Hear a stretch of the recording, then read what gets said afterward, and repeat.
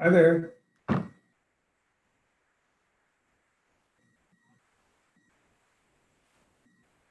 Yeah.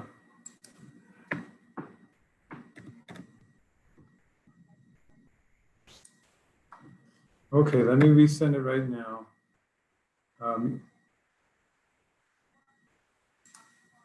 Yeah, it's going to both. I just sent it again. Sorry. Hopefully it'll show up in one of those. Are you looking at it?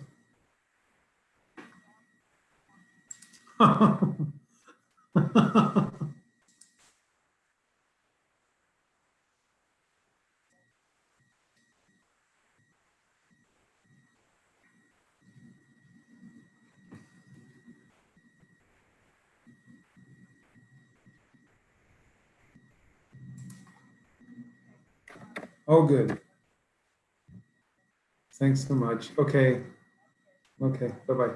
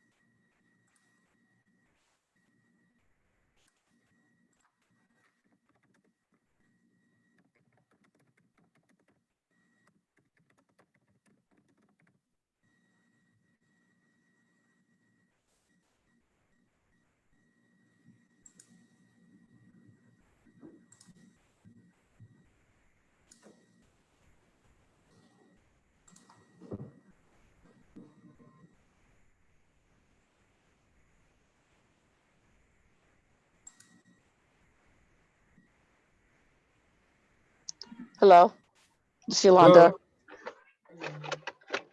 Hello. Okay, I think I'm in. I'm in. David is the last one.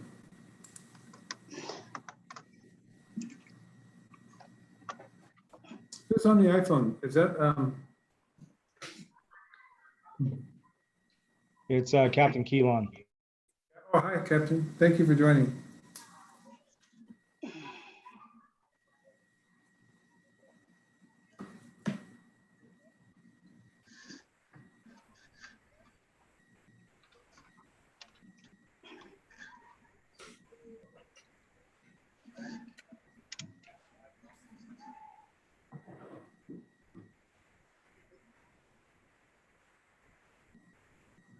Does anybody know if David's gonna come? I'm calling him now. We'll find out. Okay.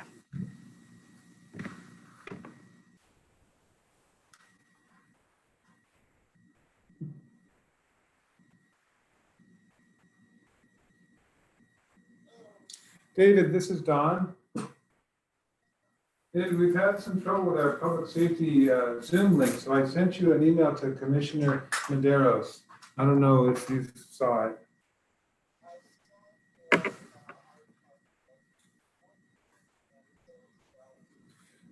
Okay, I just sent one like 2 minutes ago. Did you see the most recent one?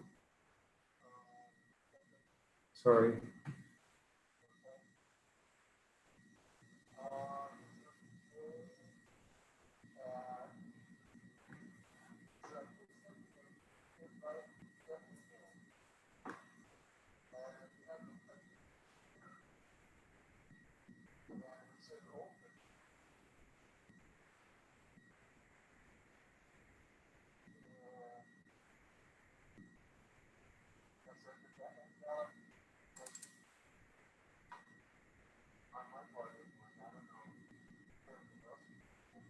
Yeah, everyone else is in. I could send it to both. Okay. Okay.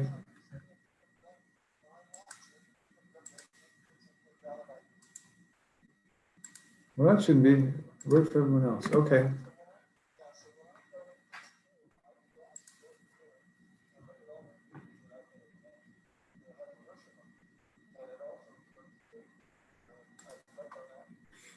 That one didn't work.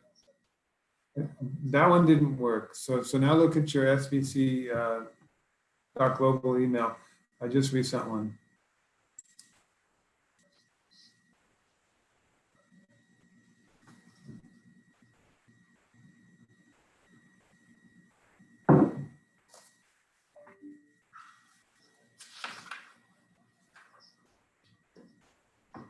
Oh yeah.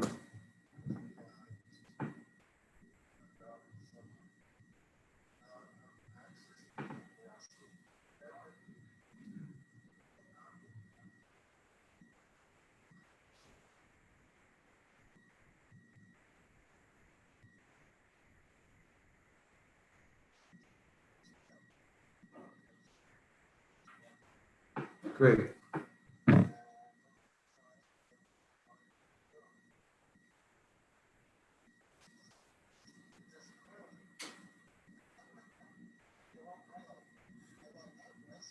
We go to the end of it and hit return, and it might turn blue. You go to the very, just hit the end button.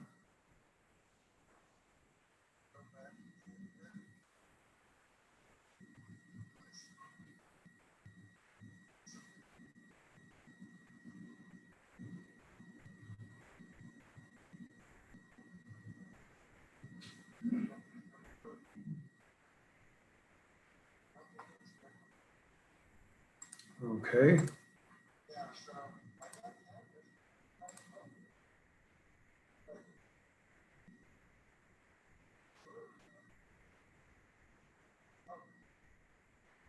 Sometimes you.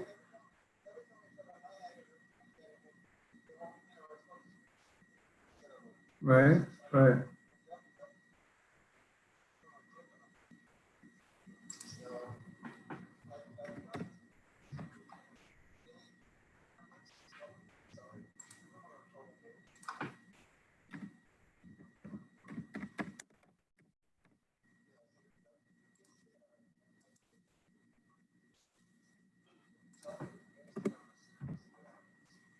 All right, I'm sending it again to see if that helps.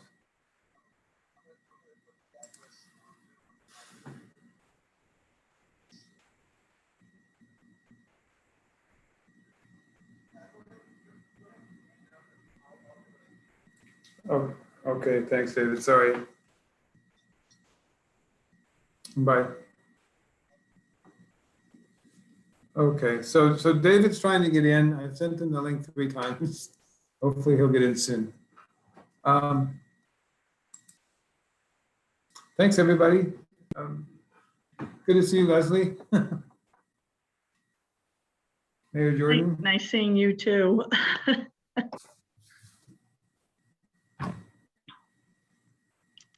Okay, are we going to call the meeting without David and David we'll, said he'll work it out. David Okay. said go on without him, he'll figure it out. perfect. Okay, so we're calling this meeting to order at 7:07. Welcome all. Scott, if you can please lead us in the pledge.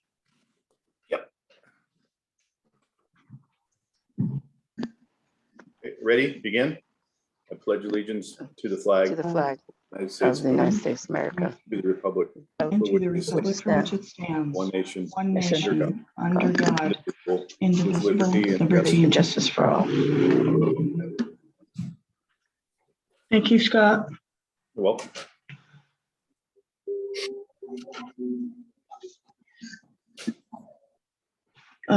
Okay, review of notes from the August 16th meeting.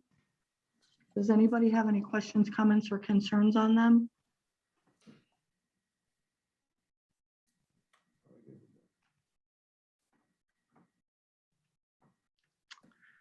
Having no comment.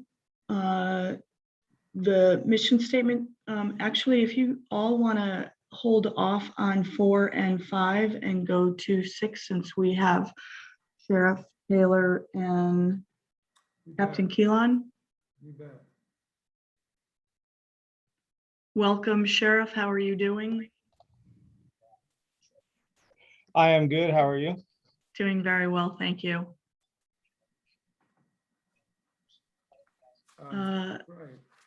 Right. So Sheriff Taylor, we structured the agenda so that all the commissioners received the 3 safety contracts in advance and had a chance to review them. And we'll review them briefly. And we're going to have one member of our safety team talk about their contract and their services and their outlook, just to give us a little more detail than the written word. So we've had a chance to review your contract. We're aware of the 25% coverage and some of the comments that you shared with us in the past 6 months or so about services and your hopes and dreams and aspirations as sheriff. So I thank you for coming and thank you for inviting the captain to join us. Go ahead. Gotta go ahead for me. Yeah. Sorry, I didn't know if it was for one of the commissioners or not. So yeah, Captain Keelan and I are here, here to answer whatever questions or answer any concerns you may have.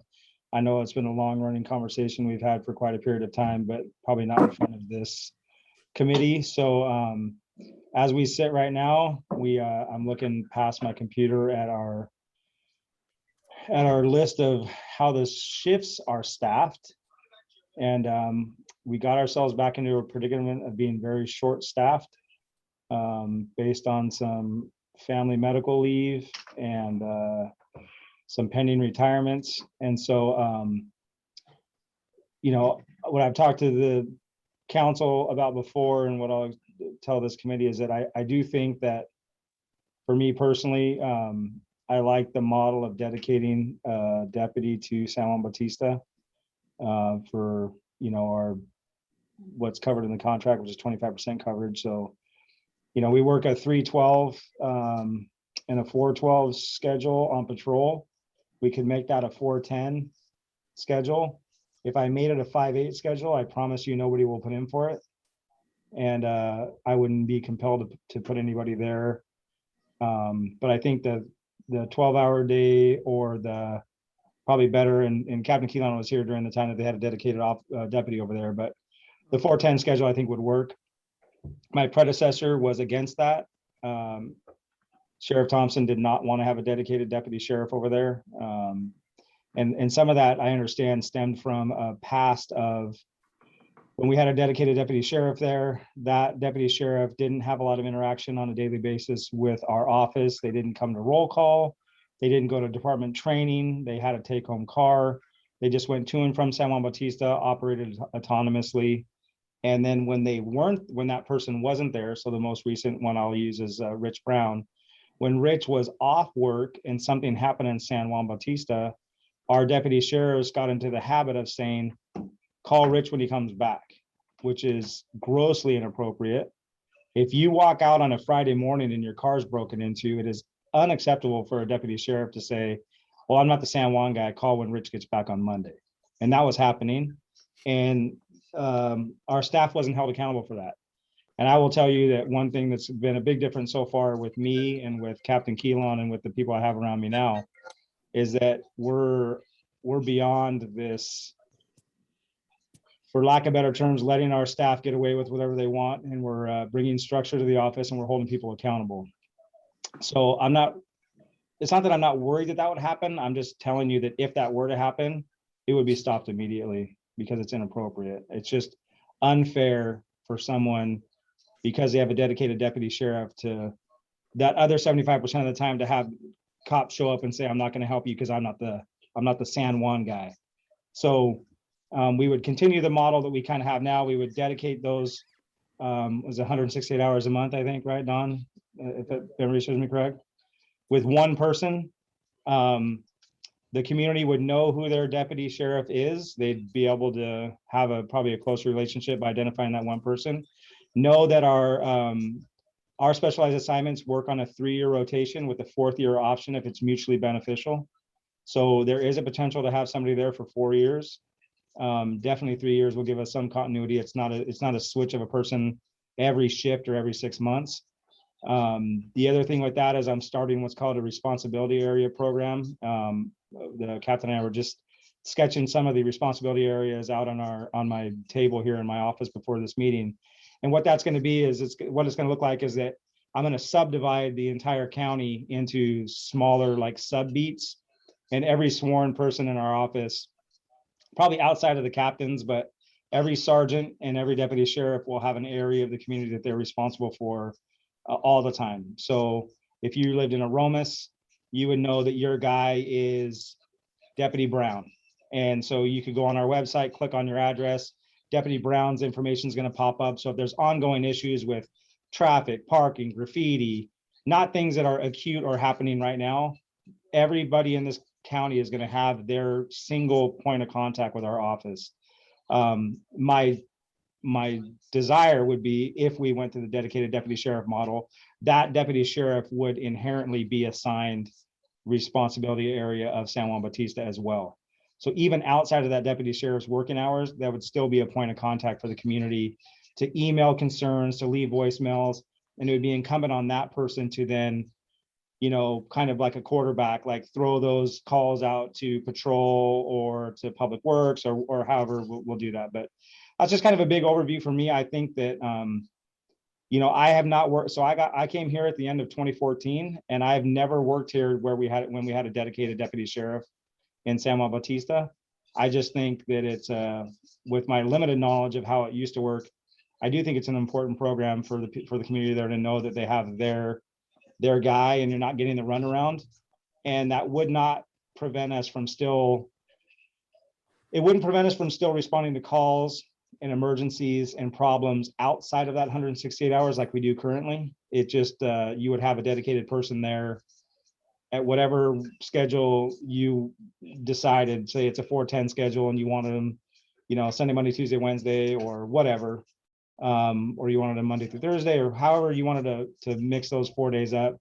And then 10 hours a day. I mean, are we going to go, you know, 12 to 10? Are you going to do, you know, however you wanted those hours to be? But it would have to be some type of consistent schedule that they would be locked into. So if it is a 4-10, you know, one model could be a Wednesday, Thursday, Friday, Saturday from, you know, from noon to 10 at night, or from 2 o'clock in the afternoon till midnight, or however we want to do it. But that's kind of what I was thinking. So I don't know if you have any questions about that, or if that's even what you wanted me to talk about.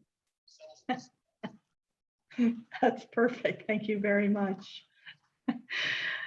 Questions, comments, concerns from the committee. How do you feel about a dedicated deputy? What roles, what hours and days do you think would work best? Let's start with Scott. No, thanks. I think it's a great idea. It's nice. It's going to be nice to see a dedicated deputy again. I remember when we had dedicated deputies. There was then you finally had a point of contact. Scheduling wise, I'm sure that the sheriff probably has a better grasp at when we need somebody over here. I'm sure past records or past reports, or if there's any type of demographic on it, might show it. So I'm going to leave that up to your scheduler, Sheriff. I think that they'll know better than we will. But aside from that, thank you. Welcome aboard. It's good to see you. Thank you. I appreciate that very much. And, we can totally run some numbers and figure out, I mean, just very off the top of, off the cuff, I would think that there's probably more of a need for a deputy sheriff there on a consistent basis during the day, into maybe the early evening, just because of one thing I'm thinking about is the traffic impact that we have during our shift change. I'm telling you, our deputy sheriffs do not want to get caught on that side of the county about at 5 o'clock in the evening, because they're never going to get back to anything else. So if we did something even that went into the evening hours, didn't have to go super late, because once that rush hour traffic is over, it's not difficult for our nighttime deputies to traverse the county and get there, but it's way more difficult during the day with all the other strains. So, I don't know what the future is for level 1, but if we did something like we played off each other to what we have more of a presence there during daytime hours, and then let level 1 be the eyes and ears at night and more easily call for patrol to help them. That's also been an issue with some of our staff that Captain Keelan and I are definitely on top of. The mistreatment of level 1 staff by my staff is not going to be tolerated. And it had been tolerated in the past, I think, a little bit. So, but I appreciate that. But we can all work together, and if we find something that's broken, we'll fix it, right? If we come up with a staffing plan that's terrible, then we can fix it. It's not set in stone. But it would be nice for continuity of the position to make it appealing. It would be nice if we're not moving these people around, every couple of weeks to a new shift. I agree. Thank you very much. Thanks, Scott. Yolanda? Hi. Is it Captain Taylor? It used to be. It is Sheriff. Sheriff. Okay, okay, Sheriff. There you Okay. go.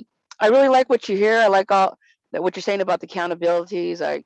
I'm really it's a breath of fresh air that I like. I totally really like that you said that the disrespect for level 1 will no longer be tolerated. I love that. Thank you for that. I think our town is a party town. It's like we have college weekends, and I'm more concerned to have Friday, Saturday, because of the bike runs, and a lot of the stuff happens on Saturday in our town, and Friday, it starts. So that's what would be one of my concerns for the designated sheriff to work that Saturday, because we have had a lot of and we do, and now with the parklets, a lot of people come to our town because they like it, and we thank that. But we just need a little bit more policing, just waving the flag so people will be calmed down. That's all. But thank you I really like what you're talking about, keeping people accountable, and it won't be tolerated. And thank you for that, Sheriff. Yeah, you're welcome. And I think to start with, unless everybody feels differently, but it looks like we're all going to be able to work together pretty easily on this. But if we did a Wednesday, Thursday, Friday, Saturday, noon to 10 or 1 to 11 type thing, and feel that out a little bit and see how that looks, maybe a 2 to midnight or something. That way I think we can knock out some of those late afternoon traffic issues that we have in the community, and then we can also keep an eye on the parklets on the weekends and do some walkthroughs of the bars. I think would probably be a good way to start. That's just my opinion. And then I will tell you also, because I do appreciate the fact that your community hosts the street festival type events, that if those come up, it's not difficult for Captain Keelan to what we would call flex these guys' schedule. So maybe if it's going to be a weekend where we're going to have some street fair downtown, then we'll say, hey, don't come in Wednesday, swap that Wednesday for Sunday, work Thursday, Friday, Saturday, Sunday of that week during the summer when it's going to be large crowds. We could definitely do that. And then the other thing too is, overtime is not, at least from what I recall, is not part of the contract. But if there's if there's ever anything that's like a pressing matter and the officer or the deputy feels like, hey, 10 o'clock came around, it was pretty busy down there, so I'm just going to hold over a couple hours. That's something that our office would pick up. Thank you. Thank you. Thank you for that, Sheriff. Thank you, Yolanda. Rachel Ponce, have you met Sheriff Taylor? Sheriff Taylor, Rachel Ponce, who is our citizen at large, our community member at large. Hello, nice to meet you. Rachel, in the lower left-hand corner, you should have a mute unmute button to the left of your stop video button. Don, can you unmute her? You have to unmute yourself first.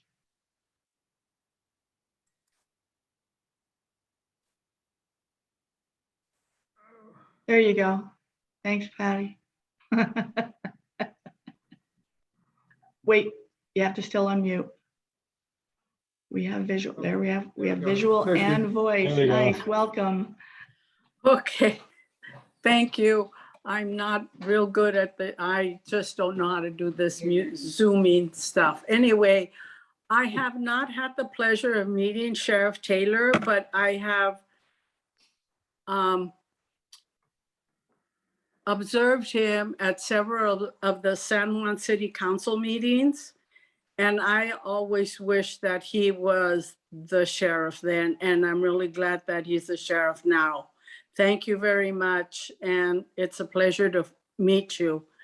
I really like what you have said so far, and I think that the best news of all this is that you are in agreement that we need a dedicated sheriff here in town. I think that that's been a long time coming, and I'm glad that you're working with the city to do that. And I also like what you said about being flexible as far as the weekends. My concern is the weekends, because it seems that everything happens on the weekends, whether we have an event or not. And so I think that would be a good scheduling to look at, kind of feel it out and see how it would work best. So again, thank you. And I really like what you had to say. Thank you very much. And you said the nicest thing to me of anybody today so far, so thank you. Oh. Thank you, Rachel. Dave, welcome. I think you missed a little bit of the beginning. We went straight to Sheriff Taylor, so he didn't have to hear us talk about our mission statement and some of the other stuff. I'm not sure if you heard his intro. No, but do you have any questions? Yes, we can hear you. Okay. Do you have any questions, comments, or concerns? No, So this is easy for me if I'm the last one on the line here to get on, is to say, yes, I agree with everybody I've heard so far. Whatever was mentioned, I'll go double on that. If there was any compliments, I go double on that. Thank you for coming aboard. Yes. The only other thing is traffic and parking. When we're talking about events and activities, they pretty much take care of themselves. But it's on the weekends, it's in the evenings, when traffic seems to be a little crazy because everybody's trying to use our little town to get to somewhere, not to stay here, but to drive through. I sit just overlooking the valley, and I can see pretty much Prescott Road, San Juan roads, all the Olympia. What's going on out there? in the last 3 or 4 or 5 years, there's just a lot of traffic.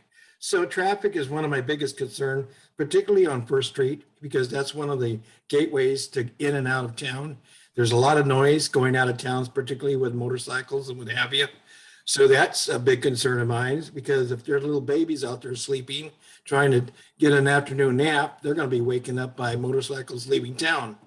So, and I live on First Street, and it's supposed to be 25 miles an hour through our resident here, and rarely do I see anybody under 30 miles an hour.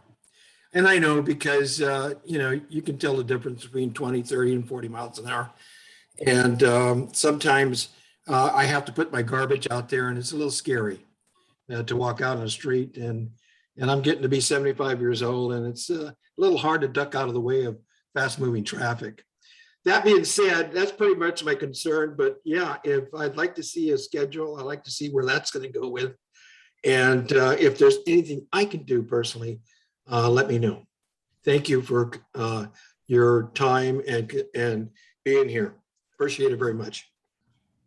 Thank you very much for all that you said. And, it's funny. So Captain Keelan and I both come from a city policing background, and it boggles the mind sometimes to know that we all went to the same police academy. We've all been trained in the same laws, but for some reason, the culture of a deputy sheriff is that you are immune from traffic enforcement, and you're immune from taking crashes or doing drunk driving investigations. And that's something that we know it's not a difficult thing to do. It's just a culture thing. So as we expand in this community, I mean, even here on the Hollister side, we have these large developments going in, like Santana Ranch, the subdivisions on Southside Road. We're getting large apartment complexes. Our deputy sheriffs are going to have to learn one way or the other how to do more of a city style policing than they've ever done in this community before. And so I will pledge to you that I'll get them the training, I'll get them the tools to do their job. The deputy sheriff that we assigned to San Juan Bautista will definitely get some traffic accident investigation schools under their belt.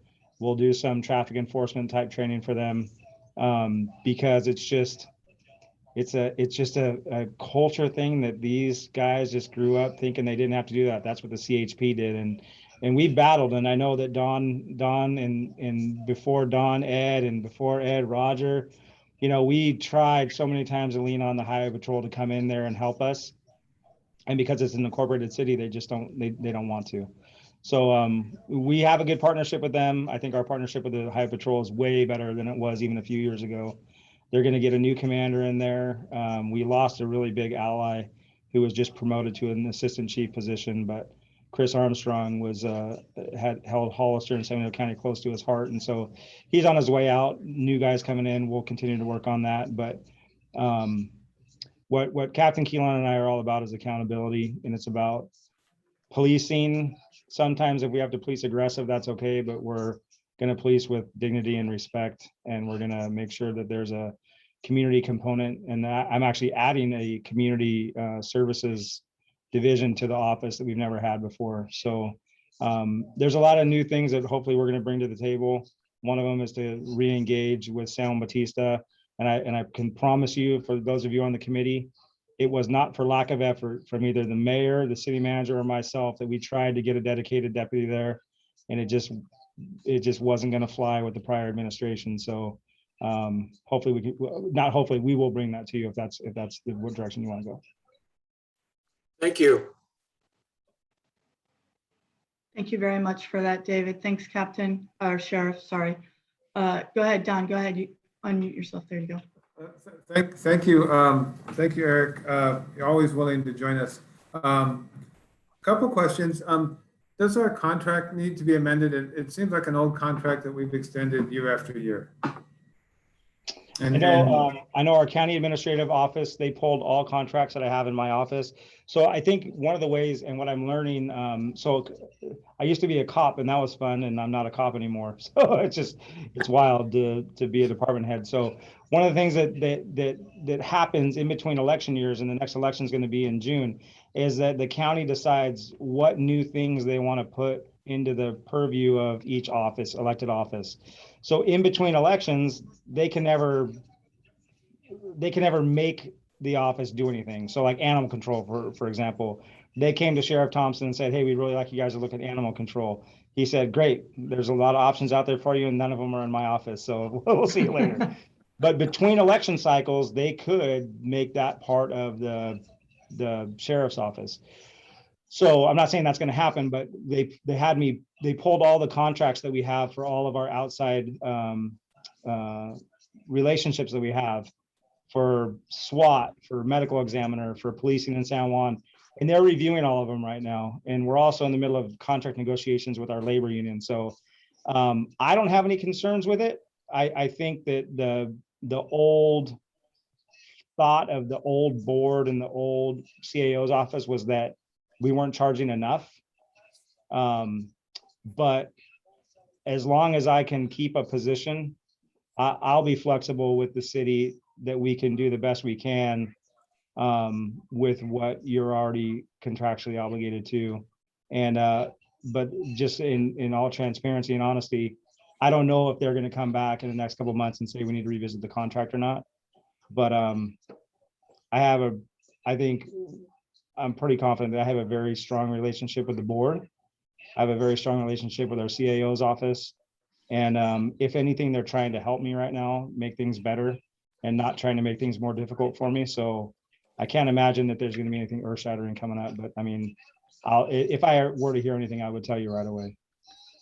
I mean, I know that we did a couple of things, Don, where it's like, it said in there that you would provide a car every 3 years or something like that. And we just stopped that.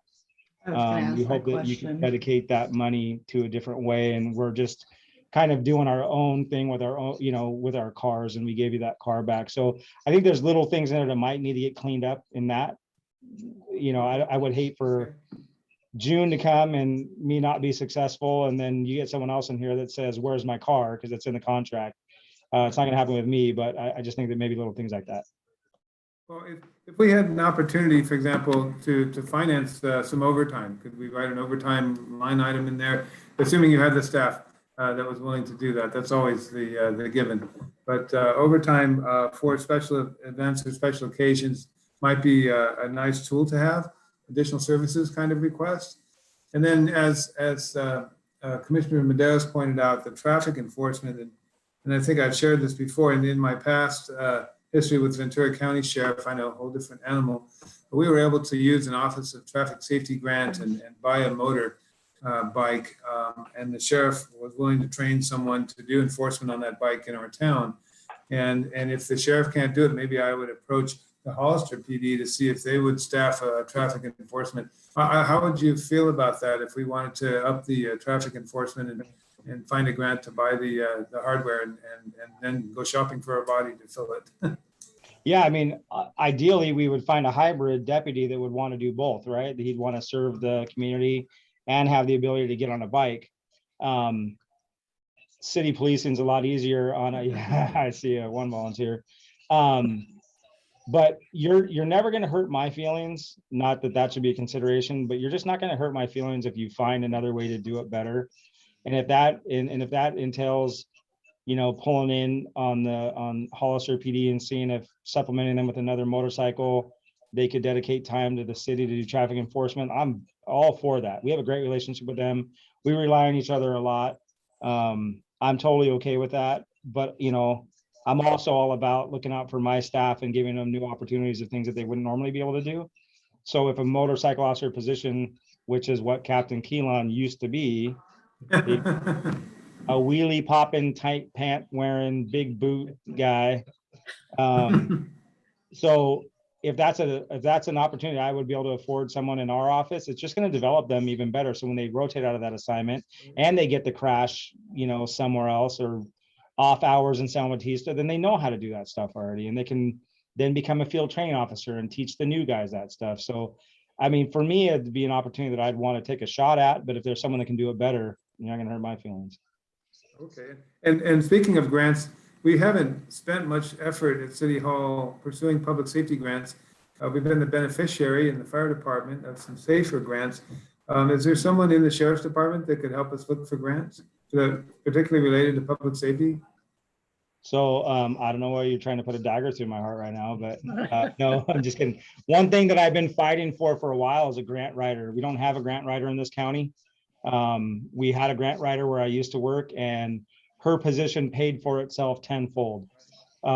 She was able to bring so much funding into the city and fund police officer positions and fund equipment that her salary was an afterthought. I mean, it was just incredible, but we don't have that here. And so I am working with the CAO's office to try to do something like that.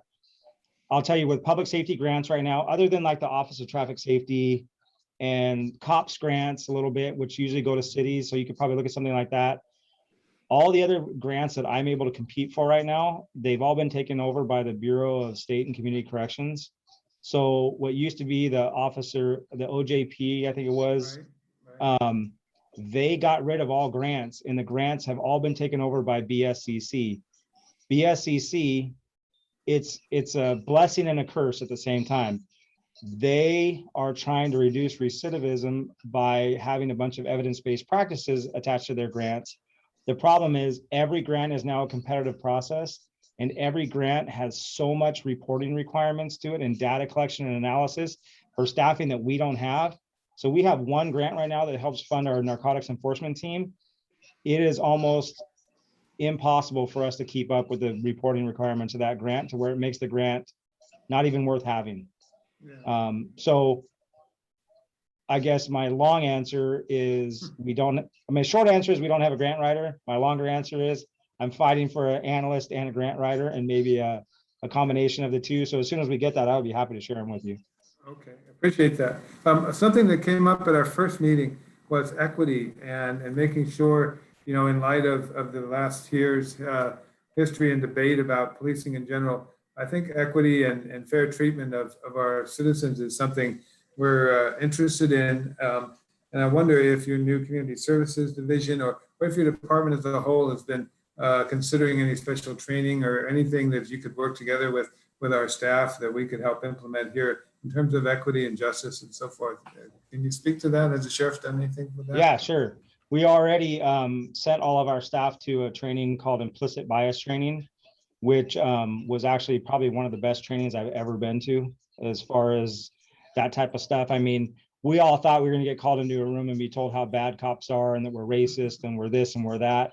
And it wasn't that at all. It was phenomenal. It was eye-opening training that was put on to us by there's some representatives from the Los Angeles Police Department. I'd like to bring that back, and I'd even offer that to your staff as well if we were able to bring that back.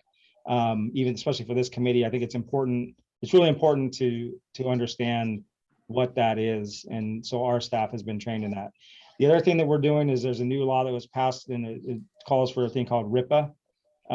It's basically stop data reporting. So we've contracted with an outside company that's going to be on every deputy sheriff's phone and mobile computer inside their car. Every proactive stop they do, they have to go and they have to report a bunch of metadata from that stop. That stop, every stop we do will then be uploaded to the Department of Justice, and we'll be able to pull reports and stats to make sure that there is equity in our enforcement. And I can tell you, we did this years ago, 10 plus years ago in the city of Watsonville when I worked there, because there was a feeling that we were maybe being too heavy-handed with a certain population over there. And so we did a voluntary stop data study over a year, and it found that we were perfectly in the demographic that we should have been. And it was actually a relief for a bunch of us that worked there that thought we were doing the right thing for the right reason. But you start to doubt yourself because you're like, well, maybe we are doing something wrong. Maybe there is implicit bias. So the RIPA reporting that we're going to be doing that's automated is coming. The implicit bias training that we've done. And I've also volunteered myself when I was a captain, and I'm staying on it. But there's a cultural competency committee that's in the county now, run out of behavioral health. And I sit on that committee.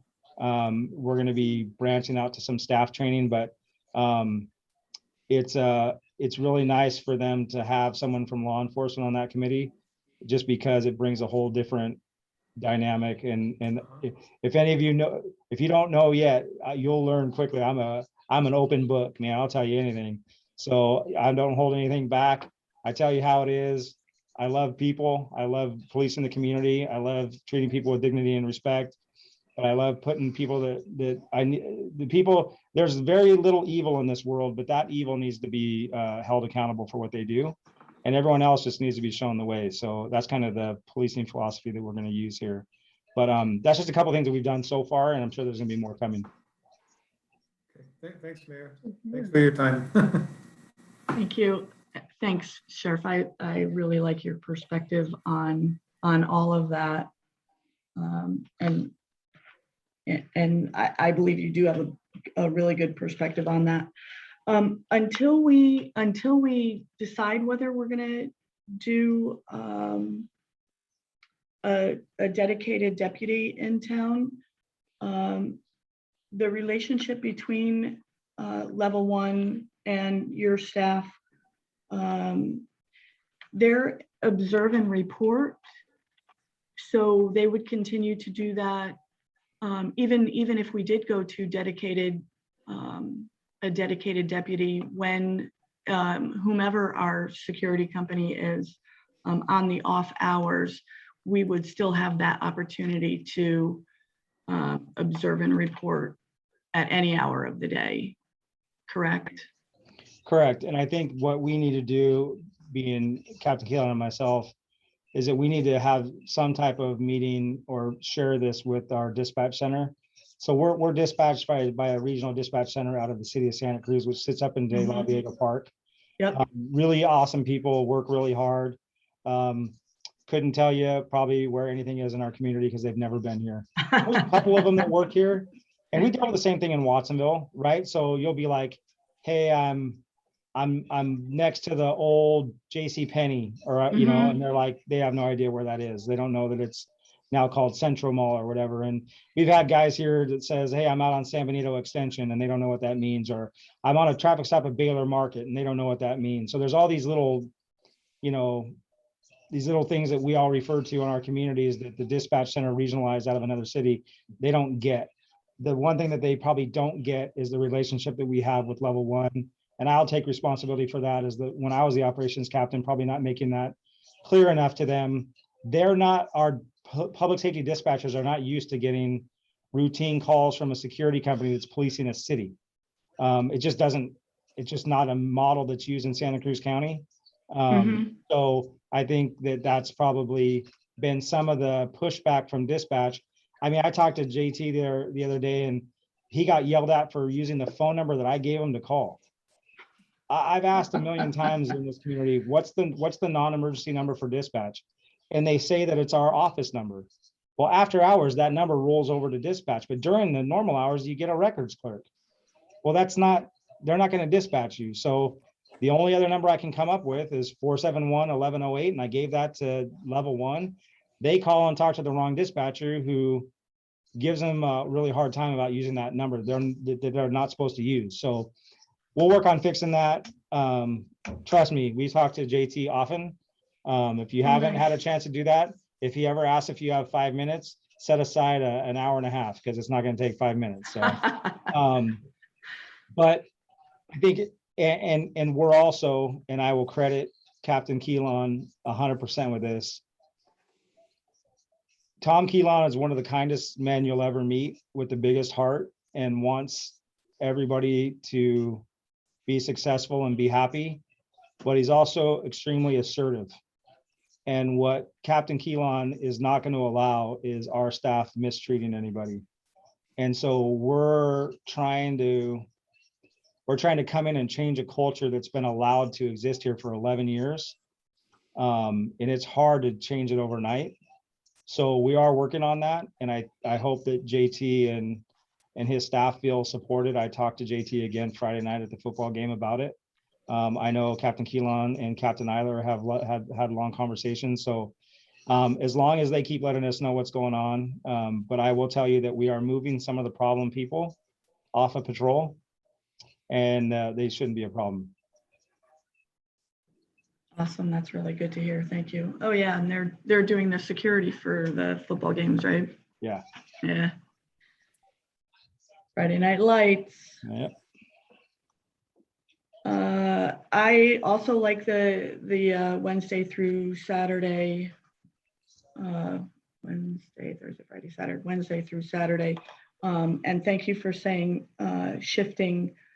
If we have an event on Saturday and Sunday, that would be awesome. Times we can figure out at a later date if that's what the council and city manager decide to go with. I think everything that you're doing is, since you've come aboard, is awesome. One other question, until we decide to move there, or whatever decision we make on where we're gonna go, when there is a deputy in town, on the reports, it says area check. Just if we can have clarification on what that exactly entails. Yeah, we can try that. What we've done is that for a long time, you know, I'd come back and we'd have a report and it says that we were short hours. And the guys would come back to me and they'd say, we're in San Juan all the time, but it's just not documented because, yeah, they're there, but they're parked under a tree at the cemetery, or I they're. did not say that out loud. So we tried the best we could to say, log your activity when you're there.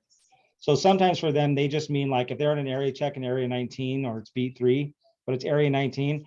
Once they enter the city, they'll say, put me on area check area 19. They'll drive up, patrol all the streets, and then they clear when they leave. And that's really just saying that they were there patrolling town. But if they're out if you see something that says out, foot, stop, then that should be like an actual address that they either went out with a vehicle or did a bar check or something like that. If it just says area check and it's just area 19, that just means that they're accounting for the time that they're driving around the city. Maybe not doing anything specific, though we would like them to do things that are specific, but it does make sense, you know. So if I'm the beat 2 cop in Watsonville, I know I have my area and I'm patrolling my beat all night looking for stuff, but it's not always accounted for every minute of what I'm doing. We're just trying to make them let us know when they're in the city of San Juan Bautista. Okay, understood. Great, thank you. And if at such time we do have a dedicated deputy, that would include the traffic and traffic enforcement and parking and speeding and ticketing and all of that stuff. It would include all that routine type stuff. And then I know the captain and I would also expect them, if there's a presentation of the business council, if Rotary needed something, they're going to be the person that's going to go and do that type of stuff. Okay. So city council meetings, you know, whether it's on their day-to-day work or not, they're going to be required to go to be present at city council meetings. They would be present at these type of meetings, even if it's outside of their work hours. I'm going to compensate them for that. But they're going to have to, you know, insert themselves into the city and take responsibility for the city of San Juan Bautista.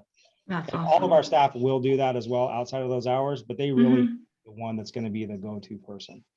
And I'm sure during a council meeting, we could put them ahead of everybody else to get them back to doing whatever they were scheduled to do, because we are on a Tuesday.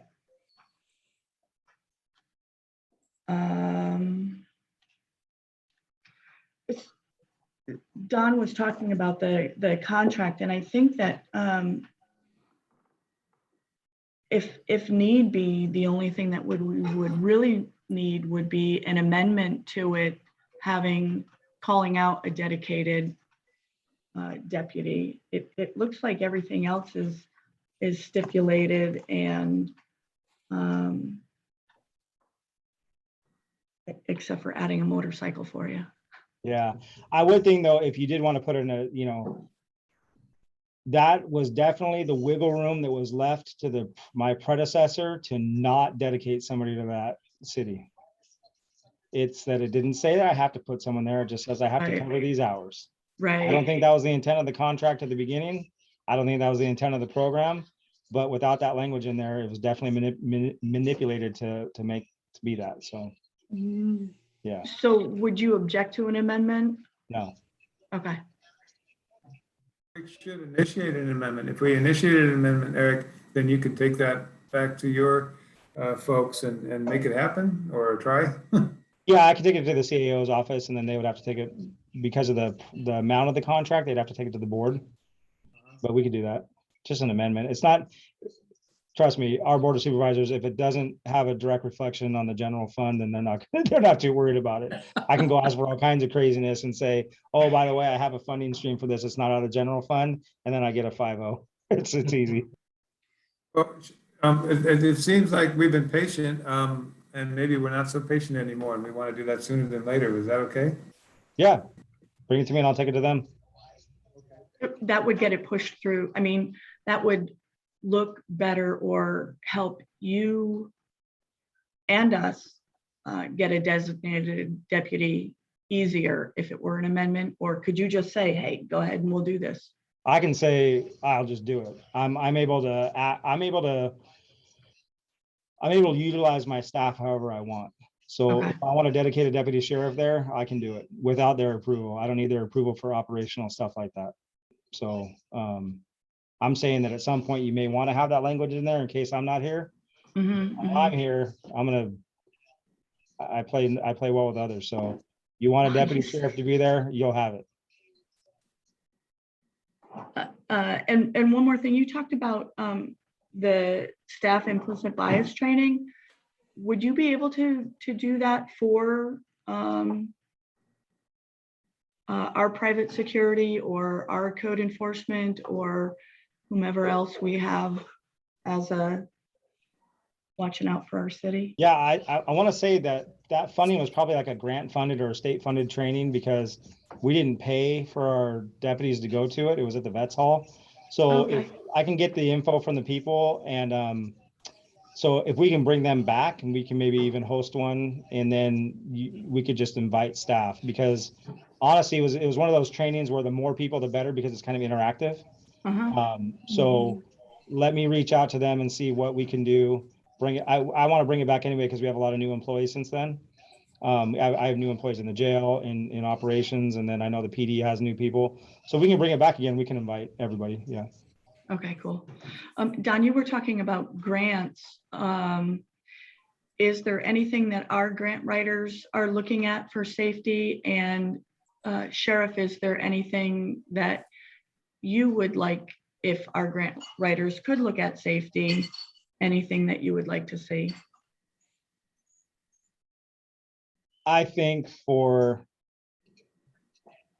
San Bautista, it would be important to try to stand up some type of neighborhood watch program again, especially with your two larger subdivisions that are in there now. Mhm. Neighborhood watch is definitely something that's lacking here. One thing that worked really well at Watsonville is that we actually ended up standing up a neighborhood services division of the city. And so neighborhood services really handled like a lot of the neighborhood watch. They resolved a lot of disputes between neighbors, the property stuff. The neighborhood services division took so much pressure off of the police department that just that alone, being able to have a couple people staffed they were just in a portable trailer, but it was incredible as far as mitigating problems in the community. But and then just the stuff like some type of training or equipment. I mean, clearly we'd always be looking for vehicles. Cameras would be phenomenal. I just learned from Dr. Tenenbaum, the superintendent of the San Benito High. I forget, Tom, if they said that they had like 40 or 80 cameras on that, 70 something cameras on that campus right now it's the super state of the art. So they don't employ the facial recognition stuff because they're worried about students' privacy. But if there was a fight and one of the kids is wearing a white backpack, they could type in the computer white backpack and it'll take it to every place on every camera that a kid had a white backpack. It's Oh my. incredible. So I think that's kind of the future, especially in rural policing where we can't be everywhere all the time. Mhm. Cameras are just going to be incredible. So Awesome, cool. So cameras and motorcycle, anything in particular? Just kidding. I would only be comfortable with Harley Davidson myself. Harley or Beamer? Yeah, not a Beamer. Done. Okay. Done.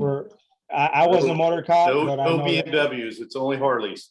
any of the guys that have done city Motorcycle policing, swear by the Harley Davidson because it's got a low center of gravity and a nice comfy seat. If you're on the freeway or the highway, yeah, Beamers and Kawasaki's are probably okay, but you can't beat that sound of a Harley. All right, we'll work on that for you. Very cool. Thank you so much. Thank you, Captain Keelan. Yep, you're welcome. I wasn't gonna call you a captain again. Oh, I thought you were. Do we have any other questions or comments or concerns, or Sheriff, do you have anything else? Or Captain, do you have anything else you want to share with us? Everything? No. Oh, he's just happy to be here. Thank you very much. We appreciate you guys. Stay Thank you all. safe, stay well. I have a quick question, Leslie. Yeah, go ahead. Do the sheriff department have cameras on them? Yes, Body cameras? every deputy sheriff has a body worn camera. We have cameras in all of our vehicles. And we have cameras inside of our correctional facility and on every correctional officer. Okay. Okay, good. Thank you. Thank you. Stay safe, Thank you all very gentlemen. much. We'll talk soon. Thank you. Bye. Thank you. All right. Thank you, sir.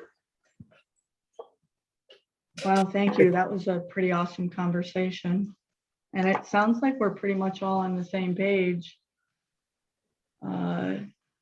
to go to council for a dedicated deputy. Yeah, yeah. Mhm. We could shoot for October if you like. Okay.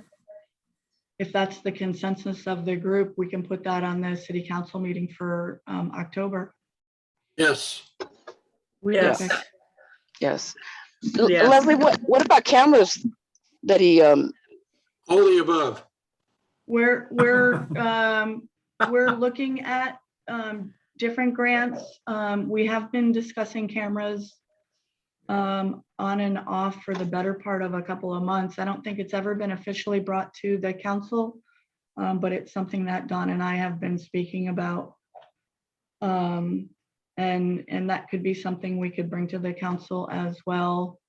And well, we have $100,000 that could actually be something that this committee could discuss on entertaining RFPs and RFP for different companies to submit a proposal for cameras. So yeah, we can go that route. And I've asked Don to ask the consultants if that's even an option to go for a grant for cameras. So yeah, it's something that we're working on, and yes, we can definitely put some or all of our $100,000 towards that, Yes. if that's the consensus of the committee as well. Yes. Okay. I'm with David, yes. Yes. Spend money. Yeah, right. Okay. Okay, we'll look into that. Perfect. Thank you for that, Yolanda. Okay. Where's my agenda? You want to get to the mission statement so we can roll this out? We have 0 minutes left. We'll do the mission statement and then go over the other contracts.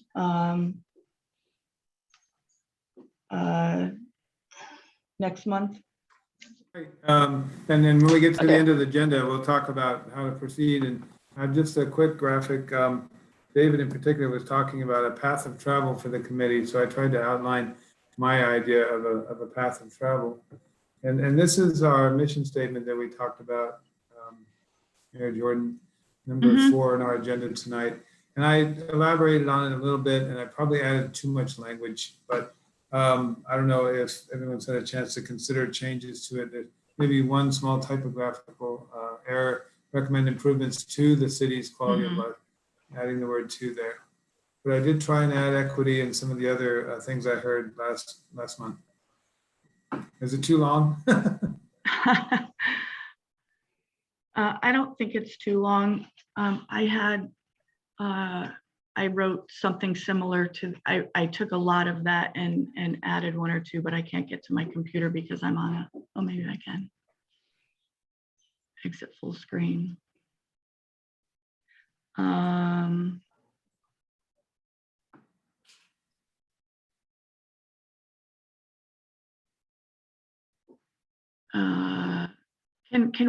Can we share screens as well? Well, I can stop sharing and make you co-host, sure. So I can take you off and then I lost that screen. make you co-host. Now you can share your screen there.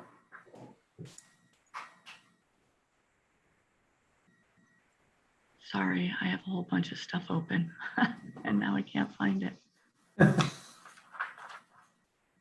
I thought our target was 90 minutes, so. That's the agenda.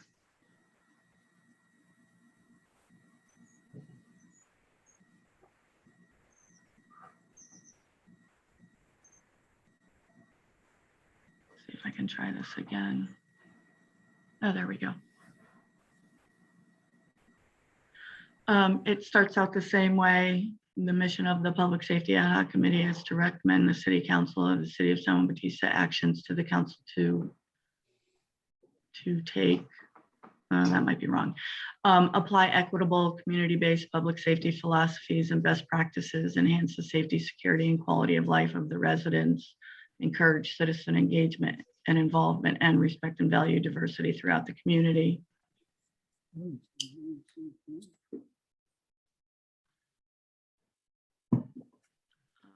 So between yours, mine, and whomever else had anything else?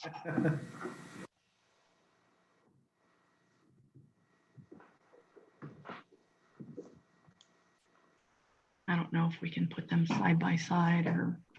No, we can't really. I don't know how to do two. So, but this, I mean, yours is easier to understand, at least the way you spelled it out with bullets, in my opinion.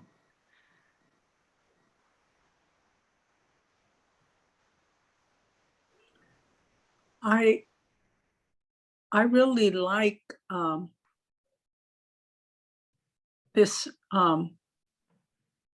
this one that's on the screen right now.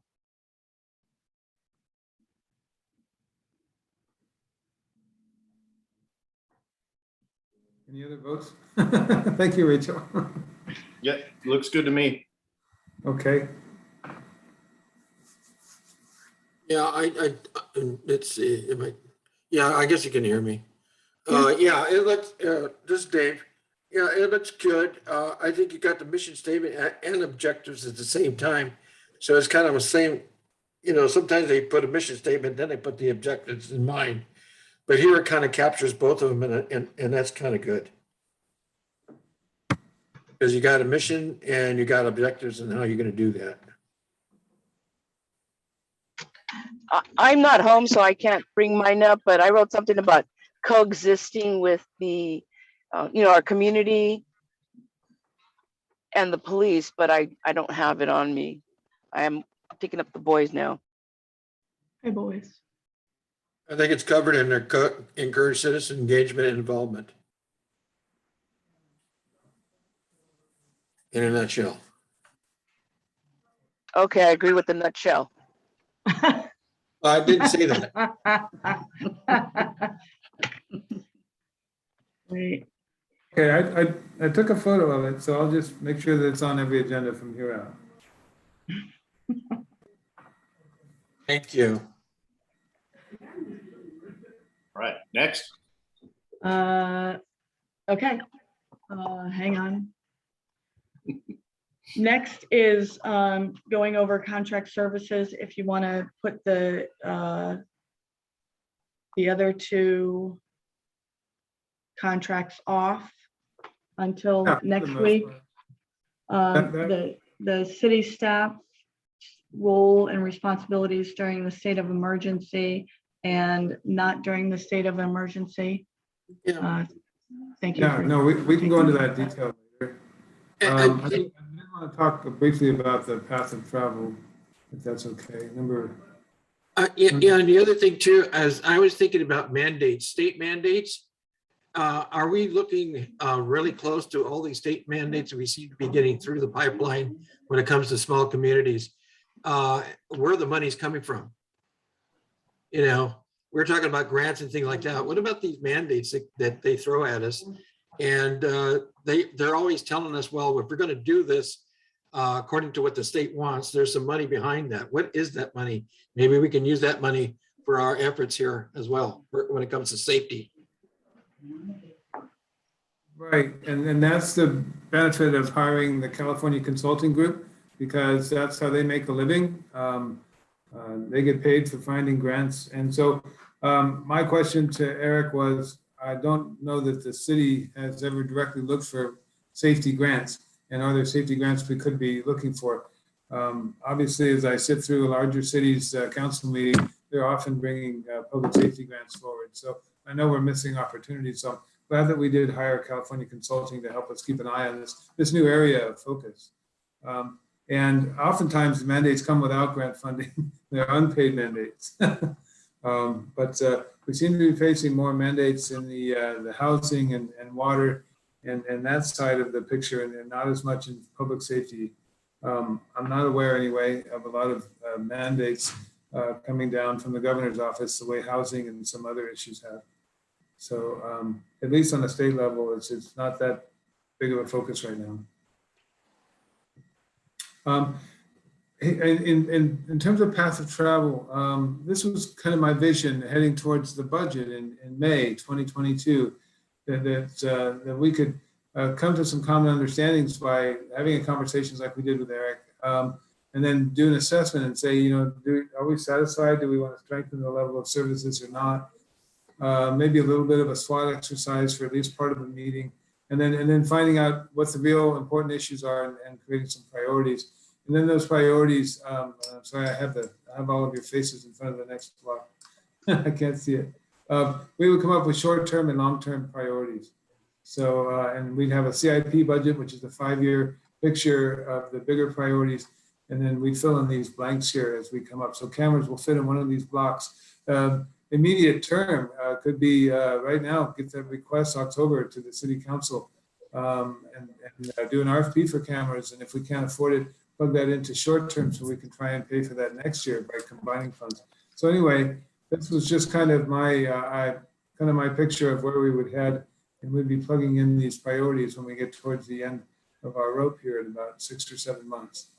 So that's kind of the way. I hope is that what you intended to see, something of this nature, David? That's very nice. Yeah, Mhm. yeah. Pretty neat stuff. Fill in the blanks would be great. Mm-hmm. Yeah, and in this way, except for the typo down here, which I thought I fixed,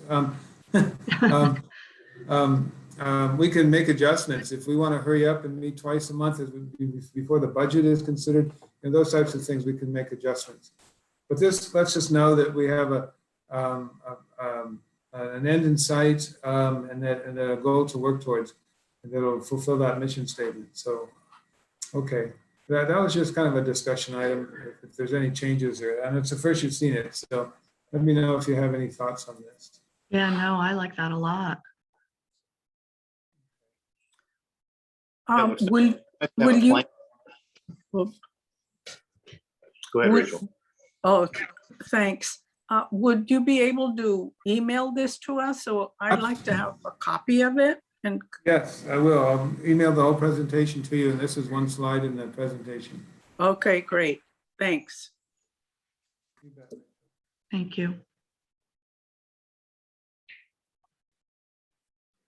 Okay. And then, I think we've had a chance to read through these agreements, and I wondered if the committee members had any specific comments. So these are the summaries, just a real brief summary, but I know that it is a lot of reading to plow through these 3 agreements and try to understand it all. We are constantly having to double check private security with our risk management folks. They would like to carry pepper spray and some other things, and our liability insurance carrier gets really nervous about these things. So I do have an inquiry now, and I've scheduled a conversation tomorrow with our risk management folks. Level 1 asked me to do that, double check on some things. So I'm doing that, and we're talking about expanding our private security contract to include parking enforcement, because that would be a big help. There's a lot of requests from the downtown merchants and others for better enforcement, and that's a major part of the parking district. So we need to have that tool in our pocket. So there are some ways of enhancing, especially that contract. The firefighters, I'll be honest with you, the thing I'm worried about with the firefighters is that we have a heck of a deal. And it's because of that SAFER grant that we have that pays for that third firefighter, or probably a battalion chief even. Scott probably knows better than I do. But if we were to, if the county were to say, hey, we don't want to have Hollister Fire patrolling our unincorporated areas, then that could greatly impact our firefighter contract. So we're keeping an eye on that and keeping in touch with the CAO and just making sure that they're comfortable. Chief Bob Martin Del Campo will be back in town, I hope, very soon, and will be able to speak for himself finally after more than a year, it feels like, of being on special duty with the armed forces. So we'll have the chief speak to the firefighter contract when he gets back. Don, have you spoken to either the acting chief or the chief on how they felt about the contract? I know that the city has been reviewing it, but are they fine with staying with us? Do they have outwardly spoken about any concerns? Originally, I'll say 2 months ago, I heard that the county was concerned. And then last month, we had the Hollister City Council saying it was going to review all of its big contracts. And then they were going to have a special committee meeting with the chief. And I remember the day of that council meeting because it was very disturbing to me heading into our last city council meeting there. So I need to double back with Charlie on that, our acting fire chief, and see where they are as far as the city's contract with Hollister. It has a couple of years left in it. It's a pretty new contract. So Well, and doesn't it behoove them with the whole strategically located throughout the county for shared services? Does it not behoove them to keep a house in San Juan? yeah, so I don't think there's any complaint from the department itself. I think it was mostly the elected officials, and hopefully the fire department will get them up to speed on the benefits, because the mutual benefit agreements that we have with the various districts, as far as Gilroy and CAL FIRE, that's an awesome advantage we have because we're serving the whole region and not just our city from this little station. So and that's why they pay rent, because Right. they're paying rent to serve Aromas and the canyon and other parts of our unincorporated community. Well, they don't serve Aromas, so Aromas has its own fire department. Oh, sorry, thank you. But they do store their equipment in our barn. So yeah, I'm all for them paying rent for our building. That became an issue. Yeah, in their contract, it also says putting our name on the truck again.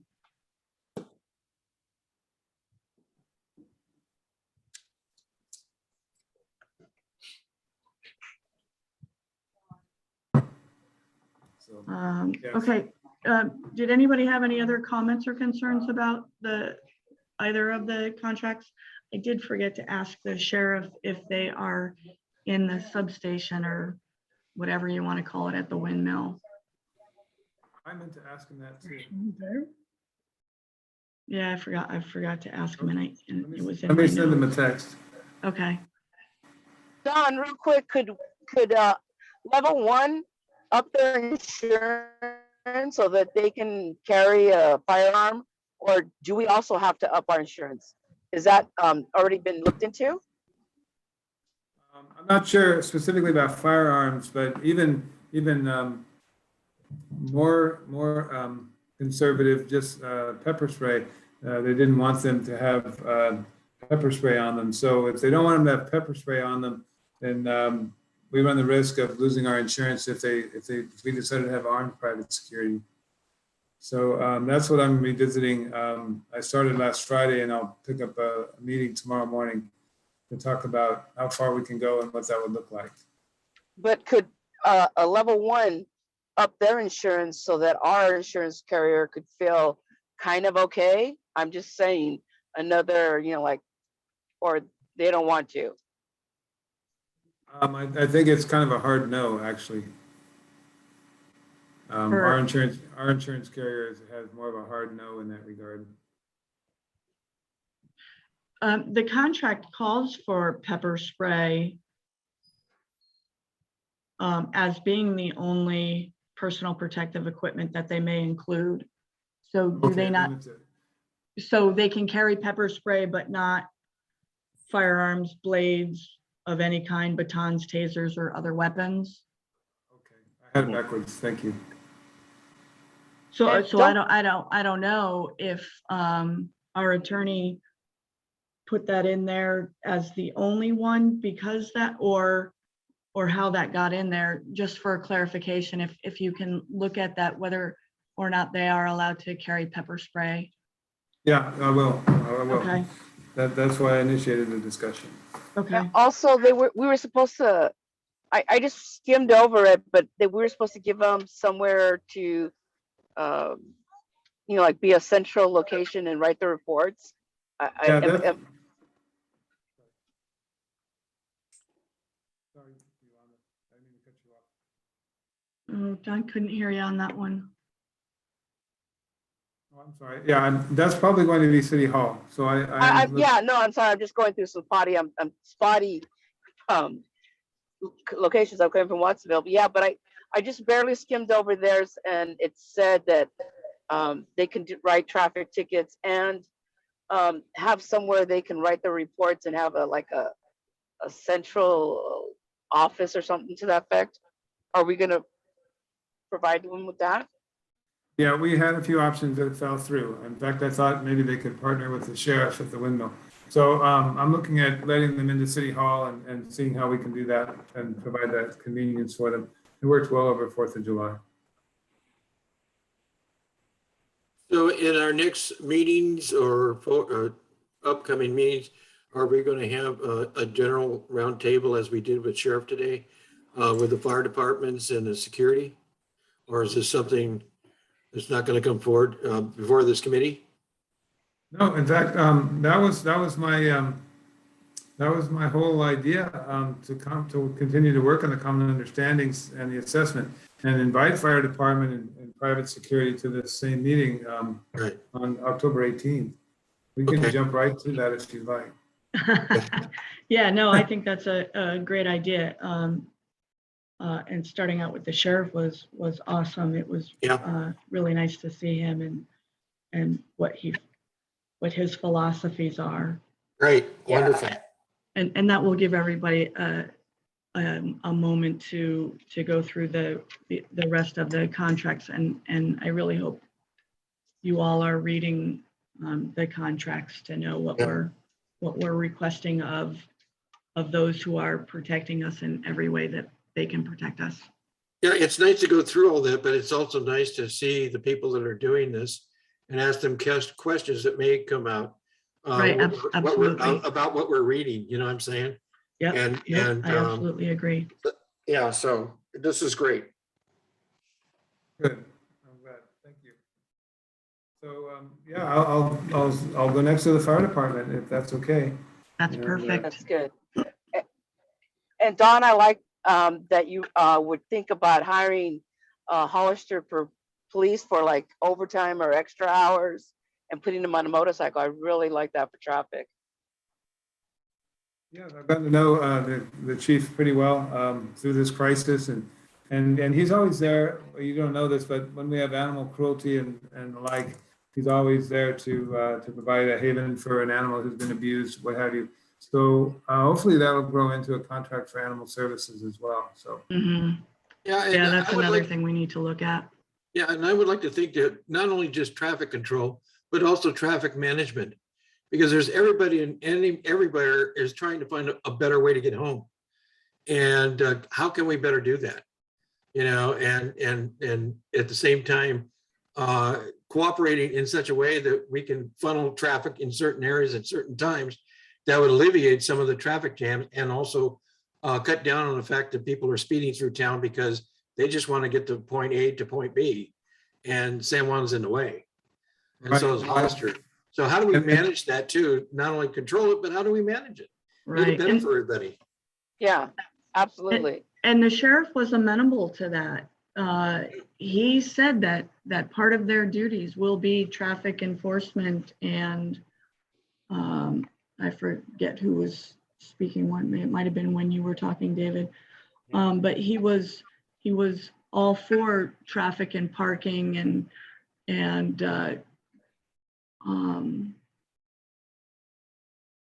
changing the culture of his staff to do traffic and DUI and parking. And while they're here for 8 or 12 or 10 hours a day, whatever it is, I mean, that would be part of their duties, not sitting at the coffee shop for that entire time, or even in the substation, whatever you want to call it.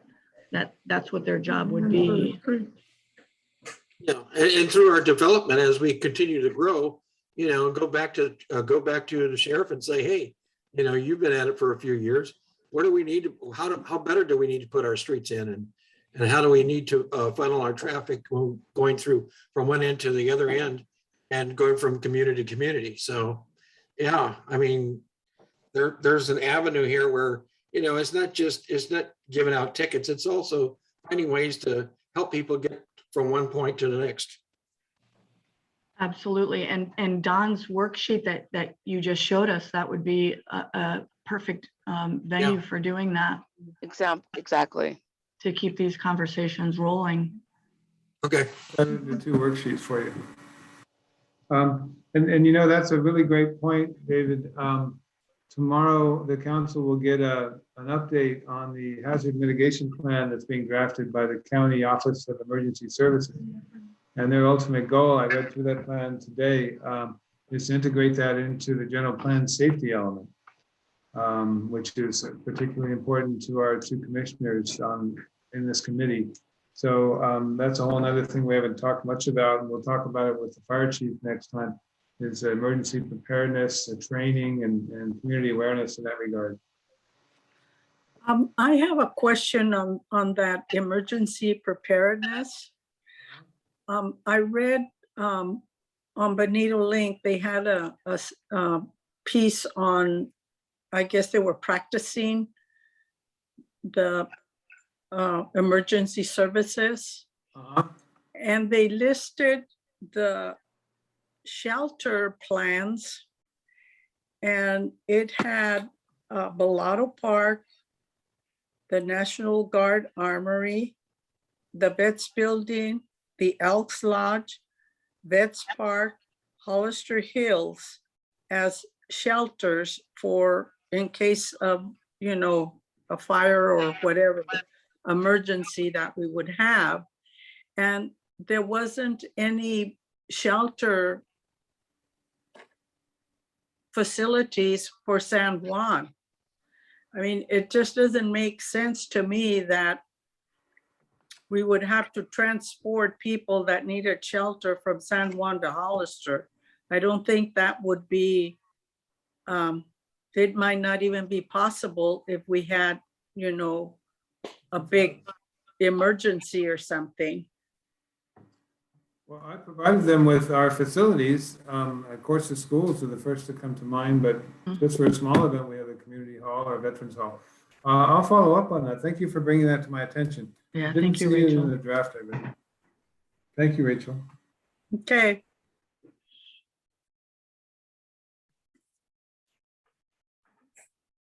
Very good. Anything else for the good of the meeting? Or shall we call it one and reconvene October 18th?